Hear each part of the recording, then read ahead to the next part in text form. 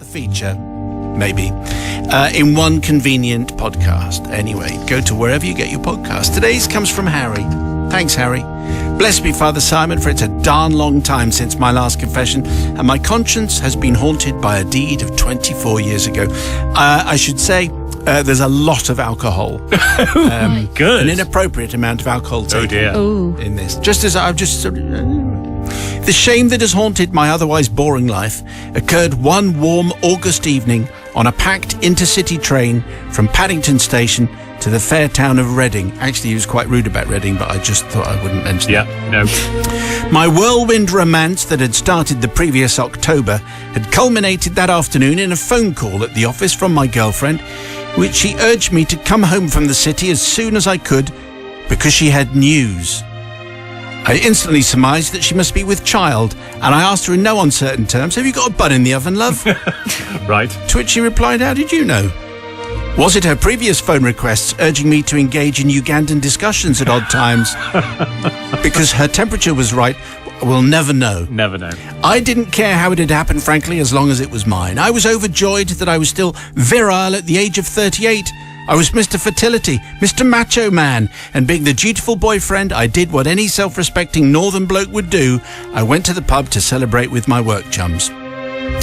There was plenty of ale quaffing and backslapping that evening in the Bridget Jones pub, the Globe at Borough Market in London, and the baby shower, we were a shower after drinking too much, slipped onto the streets of the capital in the early evening, a little the worse for wear. A virile chap, such as me, needed to maintain his strength, so after telling countless people as I swayed from side to side on the tube to Paddington Station, "I'm going to be a dad," I'd worked up a monstrous appetite. I ordered the biggest burger I could find from the fast food outlet that sells the chunkier, more manly and virile chips than its skinny fry rival, and stuffed plenty of tomato sauce sachets into my pocket, whilst continually telling all and sundry, "I'm going to be a dad." With 2 steps forward and 1 step back and gripping the burger and chips, I wobbled onto the fast train to Reading, and like any sozzle person worth their salt and who is going to be a dad, headed for the buffet car. So now with a can of beer in one hand and the burger bag in the other, and muttering, "I'm going to be a dad," the train clattered out of the station, sending me from side to side in the buffet car as the carriages rattled over the points. Fellow travellers were forming a queue to be served in the buffet car as they drifted in from other carriages, and on losing my balance I clattered into a chap wearing a cream-coloured Mac with a briefcase and a scowl, who spoke not a word as I apologised and told him, "I'm going to be a dad." Yeah. Even in my drunken state, I thought it odd that on a warm August evening, a man would be wearing a cream-coloured Mac of the type that Inspector Clouseau might sport. But hey, what did I care? I was going to be a dad. Wedged into a corner of the buffet car, my huge burger and chips was devoured with plenty of ketchup, all washed down with another beer. And after a garbled message of apology to the pregnant one, all that was needed was another beer. But in overdoing my efforts to de-wedge myself from the corner, I went wobbling over the buffet carriage and into the man in the dodgy cream Mac, who was queuing up for a second gin and tonic. "I am sorry," I said. "I'm going to be a dad." "I know you are," he said. "You've already bumped into me once. You ugly, drunken northern oik." Well, like a scene in a western. When 2 gunfighters in a saloon face off, everybody in the buffet car sucked in their breath, and there was silence as I slurred the words, "I am ugly, I am drunk, I am northern, but I'm not an oik. And to be honest, I should knock your block off, but you know I don't care because I'm going to be a dad." Well, Macman made his way to the door as we were approaching Reading Station. Me and the other travellers followed as they whispered and muttered about what had happened. "He's going to be a dad," they said. At the door, Macman was by the exit, briefcase in his hand, so it was his obligation to lower the window to open the door when the train stopped at the platform in Reading. But there was a hold-up, and the train was held outside the station. It was enough time for me to get riled. And in my pocket, you might remember, were 2 sachets of tomato ketchup. Oh, no. And in front of me was the back of a cream Mac stretching all the way down to the man's knees. Well, I ripped open the sachets, puffed up my shoulders, and put my right hand on my hip like I was a little teapot so that my fellow travellers could not see as I squeezed the sauce down his coat from collar to the bottom. With the sauce embedded in his coat, he leapt from the train in ignorance and did not hear my pièce de résistance as I shouted, "You crossed the red line," which, being half cut, I thought was hugely witty. Yeah. Father Simon, I ask forgiveness for being a drunken fool that night and making that stupid comment. It was barely comedic. I take solace only in that I put some work the way of a dry cleaner somewhere in Reading, who has benefited enormously from my rudeness. Sister Holly will be stern, I know. The man in the white Mac wasn't great. I'll give you that. He wasn't very nice. However, He was rude. He was very rude. However, your wife texted you, or partner texted you, saying that she was pregnant, and your first thought was, "I'm going to the pub with the lads." She also you didn't said, think, "Can you come home?" Can you come home? No, he didn't. He just got really, really drunk and thought, "Oh, isn't it great? I'm going to be a dad. I'm going to be a dad." But he wasn't actually prepared to take on the responsibility. And that's not very good. And that's why I'm not going to forgive, because he wasn't there for his wife. And if he had been, then he wouldn't have been on the train. He wouldn't have been drunk. And this never would have happened in the first place. He was going to be a dad, apparently. A brother from another guy. I mean, he did go home. I mean, it obviously took a little bit longer than perhaps she was expecting, but he did, go home, and maybe she didn't really want him to have quite so much to drink, but he did go home. And also, the man in the cream Mac, really objectionable young man there. I'm not shedding too many tears for him. Also, cross the red line. That's a good gag. That's not bad. It's not bad. bad. Come on. I think that's pretty good. And will no one think of the dry cleaners? At least they got something out of it. So I'm going to forgive. On that basis. Yeah. Do you forgive Harry? That is the question, please, for his tomato ketchup themed confession. On the text, please, 61054. First word is Simon. You can email simon@greatesthitsradio.co.uk. Just before the news, we heard from Harry for tonight's confession. He heard news that he was going to be a dad. He then went out and drank too much. And then on a train from Paddington to Reading, bumped into a couple of times a rude man in a cream Mac. He emptied 2 sachets of ketchup on his back without the guy realising. Anyway, that's essentially the heart of it. What do we get, Matt? Well, not forgiven, says Sam on holiday in Tenerife. I feel torn because the white coat man was incredibly nasty, and I'd have been tempted to do the same. That being said, he should have been there with his wife to support her with her news. But forgiven, says Tom. He was excited about becoming a dad. When I got the news, I was similarly telling everyone on the bus, though thankfully I wasn't drunk. And Christine says, Harry is forgiven from me. Great story, very funny. I'm sure his lady would have forgiven him too, and he's given us a great giggle, and the dry cleaner's got some business too. It's a win-win for everyone. If you have a confession, send it to confessions@greatesthitsradio.co.uk. Don't forget also you can subscribe to our brand new podcast. Another confession tomorrow. Well, it's confession time, so let's play this a bit of Albanone's Adagio. As it's such a cold day, pretty much across the UK, well, it is across the UK, all of Northern Europe and Scandinavia, this is the coldest confession that I could find. Wow. And it comes from, well, let's call him Jonah.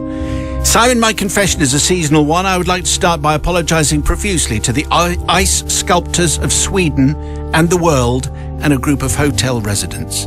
The confession starts in the summer of 2001. I was watching the TV one evening and was mesmerised by a travel programme. Within this travel programme was a segment dedicated to the Ice Hotel in Kiruna in Sweden. The place was absolutely amazing, an entire hotel and winter venue made of ice baby. I was blown away. I definitely had to visit. Over the next year, I carefully planned my trip, flights and accommodation within the Ice Hotel. December 2002 arrived, and 2 weeks before Christmas, I boarded the flight from London Heathrow to Stockholm and then to Kiruna. I was met at the airport by a dog sled team who helped me change into full winter gear, just like we're wearing today, before being dog sledded to the Ice Hotel, if that's the correct word. Wow. The place was amazing. The entire hotel complex was made of ice, and a large section of the hotel consisted of 40 rooms, each designed by a different sculptor from a different country. At this point in time, I was a keen photographer and so had taken many photos, as I couldn't quite believe my eyes during the day. The residents of the hotel would vacate their rooms, and the complex was open to day trippers who could pay an entry fee to walk around the hotel like it's an art gallery. Well, on the complex was an ice chapel where they held weekend prayer, weddings and a carol service each evening in the run-up to Christmas. Well, it was early evening. It was dark outside and the glow of candlelight coming through the ice bricks that made the chapel caught my eye. My immediate thought was how wonderful this was, and so I decided to enter the chapel to take photographs. There in front of me was a chapel completely made of ice. Each side of the room was lined with ice pews covered with reindeer skins, and at the very end of the chapel was a large ice pulpit and an ice altar, and in front of the ice altar was a large religious ice sculpture. There's lots of ice. Yeah. I was blown away by the silence and serenity and started snapping photos like there was no tomorrow. The ice sculpture was made out of crystal clear ice, stalagmites and stalactites arranged to look like shooting stars and crucifixes. Description in words simply cannot do this justice. I looked at the sculpture and made the decision that I could wind my way in between the stalagmites and the stalactites like a secret spy, dodging laser beams to the final point of the mission, which was the ice pulpit. I made my move as I was doing very well. 3/4 of the way through the sculpture, suddenly I realized that the final part of the journey was up a slight incline. I carried on up the slope feeling like the milk tray man on a secret mission. Oh, there's this a is reference. an old TV commercial for chocolates. Right, cool. Suddenly, my left foot slipped. I put out my right hand, but I still fell to the floor. At this point, dressed in 4 layers of winter clothing, I looked like a fattened winter seal, and I rolled down the incline and ended up back where I'd started. I got up, brushed the ice off my face, picked up my camera and looked around in dismay. I had managed to roll down the ice incline and had smashed every stalagmite, every stalactite within the display. The crucifixes now resembled ice cubes. If I'd been 10-pin bowling, it would have been a strike. I had destroyed the chapel. Wow. I was mortified. Anyway, I got my breath, brushed myself down. I had no option but to run away. I took a quick look to the left and to the right. When I got to the chapel door, nobody was outside. I made a move, ran for the hotel reception. I turned left and went and had a few stiff drinks at the ice bar, obviously. After a few drinks to calm my nerves, I decided to settle into my ice bed for the night. Wow, what a tempting thing that sounds like. Woke up in the morning, got dressed and headed down to breakfast. As I entered the reception area of the hotel, I could tell that chaos was in the air. I turned and asked a fellow guest what was going on, at which point he explained that him and his wife had woken to find the hotel staff in great distress, as late in the evening a member of staff had discovered immense vandalism in the ice chapel. The entire display had been destroyed. I had no option but to pretend to be mortified and to go along and join in with everyone else's sorrow at the sight before me, the smashed and destroyed display in the chapel. The hotel staff were uncontrollably crying with upset and dismay that someone could do this. There was immense shock and disgust at the perpetrator of the crime.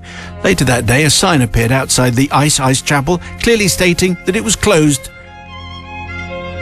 due to vandalism. Vandalism. Oh, there it is. The sign stated, closed till further notice. The hotel staff were carrying out intensive investigations and questioning everybody, looking for the ice vandal. I continued with my story that I had heard and seen nothing. To this very day, I've never admitted my accident to anybody, as I was truly embarrassed. I have been unable to look at the hundreds of photos that I've taken. However, the time has come to seek forgiveness from all the staff, residents and sculptors of the Karuna Ice Hotel in December 2002. I am very sorry for the accident that I had, and I'm even more sorry for the dishonesty I showed in going along with the other hotel guests in showing and declaring my innocence. Well, I think what's interesting about this story, apart from the fact that it's definitely the coldest story that we've had, nice fade, is that I think he's genuinely appalled by what he did. If he took hundreds of photographs and he still hasn't looked at any of them, and it's 2 decades ago. I think he's genuinely sorry, but that will not melt the cold heart of producer Holly.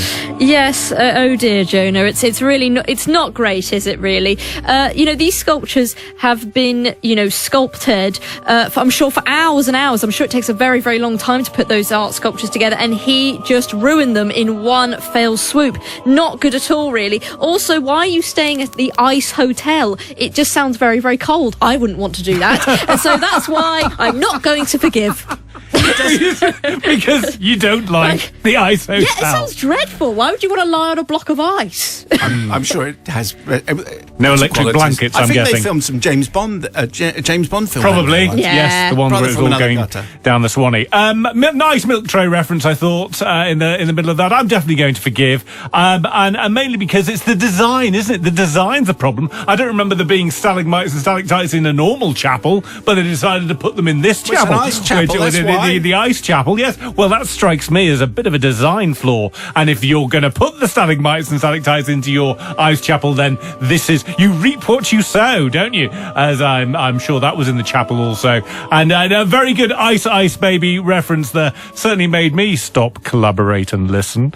Yes! So for that reason, I'm going to forgive. Okay, So good. People's verdict, please, on Vanilla Jonah Ice. 61054. As far as tonight's confession is concerned, it came from Jonah. It was the iciest confession I could find for a very cold night. About an ice hotel in Sweden that he'd visited many years ago. He was taking photographs in the ice chapel, but he fell over, rolled and rolled and rolled, wrecking the entire place.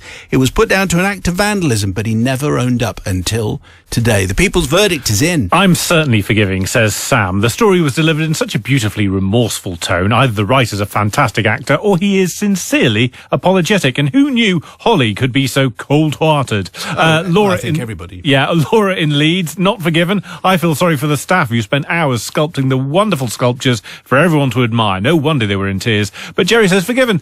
Hilarious confession. If in doubt, deny everything about the stalactites. At least he got the point.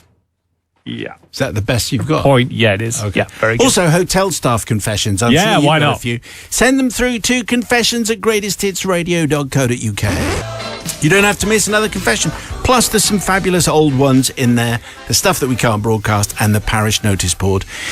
So yes, just have a look for one wherever you get your podcast, and everything will be fabulous. Tonight's will be included in the new one, which will be unveiled and downloaded at the same time on Friday. Sid sends in tonight's confession. Thank you, Sid. Father Simon, Brother Matt, and Sister Holly, Susie Katie, please bless me because I have definitely sinned. I thought when I retired from the police service, my urge to scare people would fade into oblivion. An interesting opening line. Okay. But Father Simon, I confess the urge never really left me. I moved outside of town when I retired and became friends with a guy named Dan, who kept a pet python. Oh. Hilariously, he called it Monty. No idea where he got that idea from. I have to say, I'm not great with snakes, but I got invited round one day to see Monty. Father Simon, I did not know what to expect, but all fears were dispelled when I saw Monty living in its giant vivarium, a veritable Ritz hotel of a vivarium. It had everything a self-respecting python could want. Temperature and humidity control, a place to curl up and sleep, a tree it could climb and some rocks it could lie under, and a plunge pool.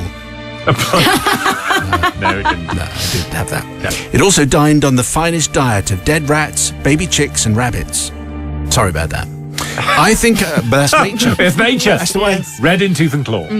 I think I may have overdone the enthusiasm over meeting Monty, because a few weeks later, Dan announced he had a present for me. Oh dear. I shuddered to think what it could possibly be. Maybe Monty had some baby Montys, and he was going to proudly present me with one. I needn't have worried. What I actually received was Monty's recently shed skin, Ooh. carefully wrapped up in a Sainsbury's bag. Of course. Obviously nothing to do with Sainsbury's, No. where good snake skin costs less. When I showed my wife, she yelled at me, "Get it out the house!" And she made me promise that I'd thrown it into the wheelie bin. Actually, I kept it in the garden shed, waiting for an appropriate moment, and I didn't have to wait long. My next-door neighbour, let's call him Neville, who had recently moved in, was an okay kind of bloke, but he was forever telling me how brave he was, and all the confrontations with people who annoyed him. I put it down to the fact that he was vertically challenged, so he had to make up for it somehow. One day, whilst regaling me with his tales of daring do, he did let slip that he was afraid of one thing, and you'll never guess. It was snakes. Of course. Well, I reverted back to my old self and started to put together a cunning plan. First of all, I had to sow the seed, so a few weeks later, whilst having a chat with Nev, I dropped into the conversation that someone living a short distance away had spotted a large snake in their garden. Large snake, says Nev with furled eyebrows. How large? The largest snakes we have in this country are grass snakes. They're not very big. Well, it was described as large, I said, and this seemed to do the trick. Nev and his wife, Stella, were keen gardeners and were always pottering around in their immaculate back garden, but I noticed that they were carefully examining any large bushes just to be sure. They were easily startled by any sudden noises. I felt the time was right and that night would be right, and I would strike. Enough. I waited until all the lights were out next door and I carefully sneaked out into my back garden with Monty's shed skin in my hand. I coiled it up and noiselessly tossed it over into Nev's lawn. I have to say, Father Simon, the skin ended up in the perfect position, coiled like a serpent, ready to strike. Next morning, I was enjoying a cup of tea when there was some furious thumping on my door. Nev stood there, breathless, white as a sheet, and trembling all over. "That snake's on my lawn!" he screeched. I went with Nev to his rear lawn. There. No, there. Then I said, there. Yeah. I cautiously approached the skin, very bravely, I think, and then announced, "No, it's okay, it's just a skin. Look, the snake is gone. It's probably gone inside." Yeah. He likes the warm. Have you checked your airing cupboard? I picked up the skin and said, "Look, it's empty. Do you want me to get rid of it?" "Oh, yes, please," said Neville. "Yes, please." Father Simon, this almost backfired on me because the next day someone from the local veterinary college called at my house and asked if he could see the snake skin. Apparently Nev had contacted them to say how scared he was that it was in the utility room or somewhere warm inside his house and there was a snake on the loose. I told him I'd thrown it away, but it did look like a python skin to me, and he was satisfied and he left. For the next few weeks, I watched Nev and Stella nervously trying to attend to their garden whilst gingerly searching any likely hidden places. I don't know if there was any connection, but within a year they had moved to Australia. There's loads of snakes there. There are, I just checked, 170 land snakes in Australia. More toxic venom in Australia than any other continent. So maybe there are other reasons. I ask for your forgiveness, Father Simon, firstly for scaring the pants off Nev and Stella, and secondly for wasting the veterinary officer's time. I promise that my days of scaring people are truly over. Keep up the good work. Your show is brilliant.